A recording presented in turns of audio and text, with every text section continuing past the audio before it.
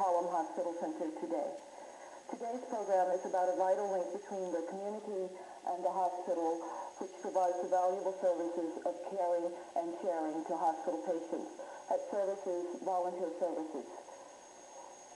I'd like to share with you a poem written by one of the hospital volunteers, the lucky one. Like dancing, parenting, singing, and so on, caring is a gift, a talent. Not everyone has the ability to care.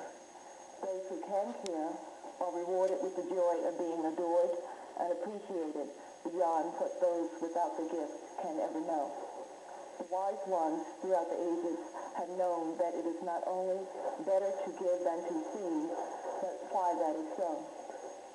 When you have done something that pleases a loved one or a neighbor, you feel gratified, and you feel self-love, which you otherwise would not allow yourself for fear that it might be selfish. What the sages of the ages have always known is that sharing, giving, and caring gives us confidence and bolsters our self-esteem. It is beyond question. Giving and sharing satisfy a basic human need to please. Volunteering or serving is even more rewarding for the volunteer than it is momentarily pleasant for the served. Those who can increase their own self-respect for a lifetime, those who are able to care, are indeed the lucky ones. Joining us today are 4 people who are indeed lucky ones because they are involved in the business of caring. My guests today are Nettie Richards, Director of Volunteer Services for Harlem Hospital Center, Viola Williams, who serves as a volunteer foster grandparent for Harlem Hospital Center, Jacques DeGrasse, who serves as a volunteer for Harlem Hospital Center, and is also Executive Director for Blueberry Treatment Centers, and along with Michael Schimmel, who's Project Supervisor for Border Babies, Pediatrics, AIDS, Community Services Society Retired Senior Volunteers Program. Welcome. Mr. DeGrasse, I'd like to start with you. Would you tell us what are Blueberry Treatment Centers? Well, Blueberry Treatment Centers is a citywide program based in Brooklyn that deals with emotionally disturbed and abused children. And we have a nursery, a residential group home, and an upper school. And we provide clinical and educational services for children in the Brooklyn community who are referred to us. Mm-hmm. So when these children come to you, they are severely emotionally disturbed, and you, at that point, you step in, you take over where the parenting may have failed? Yes, we're referred by a variety of sources: health and hospitals, the courts, community-based organizations refer us to individual children, and then they go through an intake and evaluation process. And then they're diagnosed and determined that they can use our services. And we have, it's a 32-year-old agency, and I'm a new director. I'm Jackie Robinson. I'm the first African-American executive director. And we are branching out and preparing for the 90s and meeting the challenge of providing human services under these fiscal constraints. Okay. Ms. Richards, you're in charge of volunteer services for Harlem Hospital Center. How did you find someone as Mrs. Jacques to be a volunteer? I was very lucky.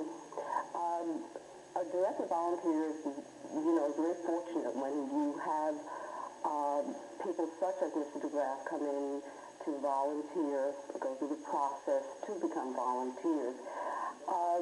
In selecting a volunteer, it basically,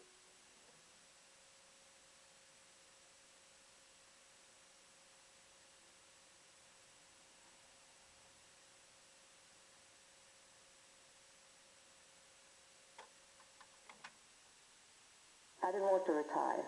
I wanted to continue to help people. So I helped neighbors, different neighbors. Then I heard of the border babies. I said, I think I want to do that. So I started with the border. I went to Harlem Hospital thinking I was going to be with the border babies. But I was asked to work with the AIDS babies. And I think there was only one other there at that time, wasn't I? So I started working with the AIDS babies, and I just loved working with them. If I'm not working with an AIDS baby, I don't feel like I'm helping anybody. I Yeah, really help don't. you be doing anything that means anything to anyone. Because they have very special needs. Okay, and they provide that. How do you prepare yourself for the pain? Because it's inevitable that they're going to die.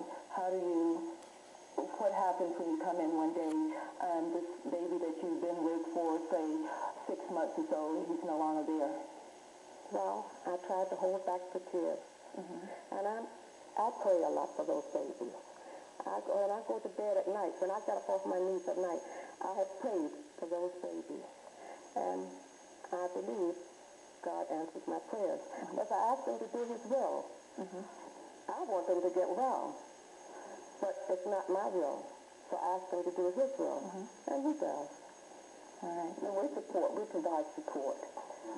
The volunteers, they have each other when you're foster grandparents.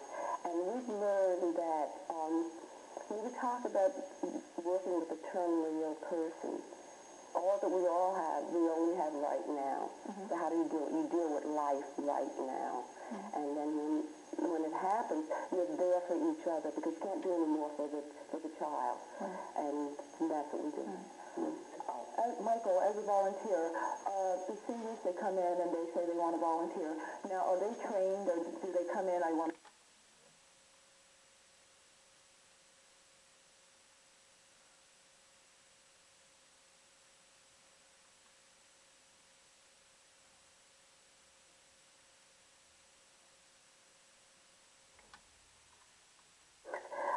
We go all out with the volunteer recognition luncheon during National Volunteer Week in April. And I try to just really just say thank you. But most of all, I say thank you every time I see a volunteer. And just to know that I'm there. You know? Yeah. This past April, I worked with you with the Volunteer Recognition Week, and that was a beautiful experience. I truly enjoyed it. It's getting better each year, and it means a lot to volunteers, and it means a lot. That's the only thing I can give. I was surprised because you hear people say they don't have time, but that Saturday that I came there and I was giving out things for you in the lobby, I found a lot of people there, and it was surprising. And I thought, it's remarkable that people do in fact have time to give of themselves and for such an important need. Sure, it's important to take care of the caregivers. I think one of the things that's important is the different kinds of people who come out and volunteer. That they probably don't fit any single profile, but they come from all walks of life.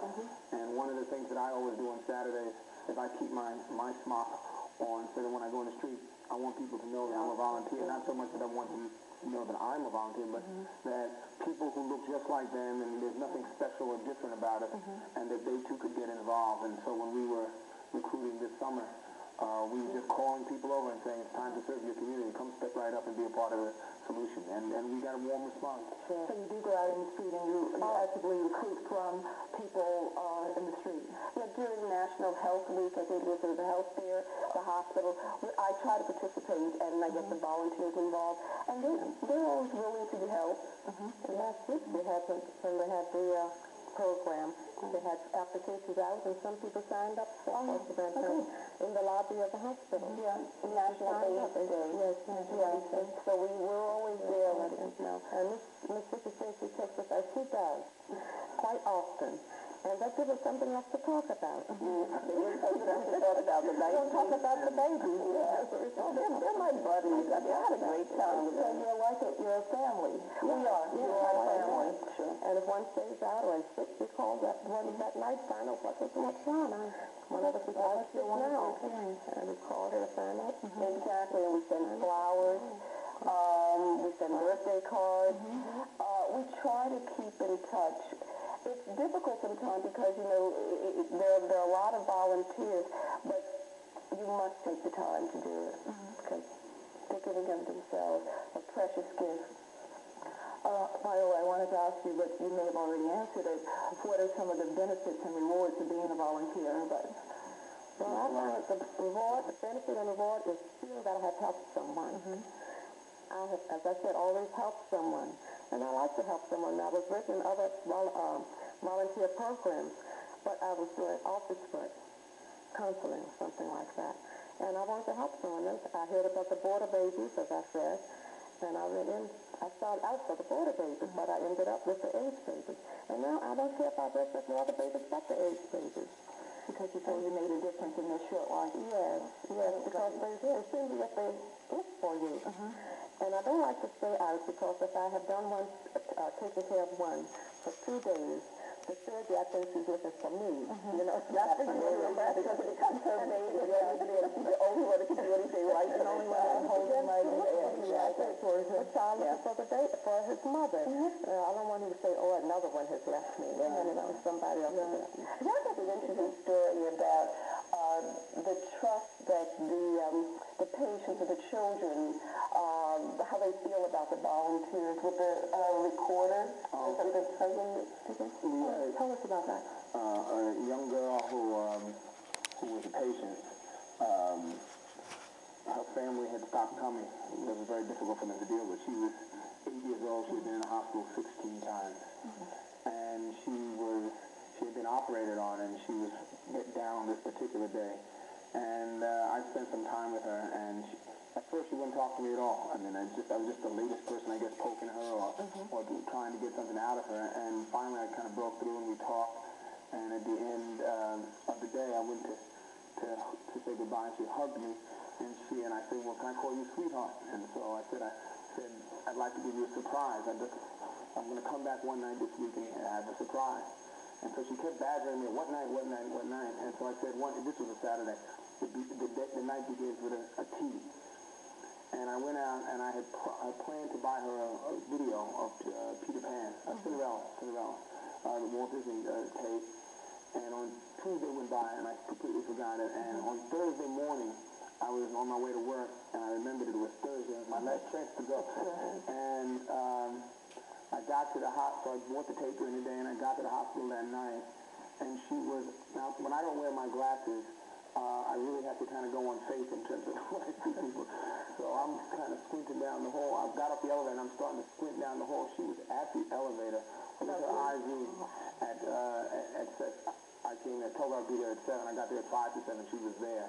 And she didn't say anything to me, but she pulled the little IV and ran down the hall and ran back to the room and just that like this when I came in the room, and we watched the tape together. And it was just a very special moment. And the nurses were, did you give her that tape? And I said, yeah, this is for her. And I wrote a little card to her. But it's the kind of thing that doesn't come up in orientation. It's just you give of yourself and you get. Right. And that was important, I'm sure, to that little girl because it allowed her to establish trust in an adult. Whereas her family had stopped coming and she could no longer depend on them. But in you, she was at the elevator waiting for you because she knew there was something about you that she could rely on and trust. She knew you were going to be there. That's good.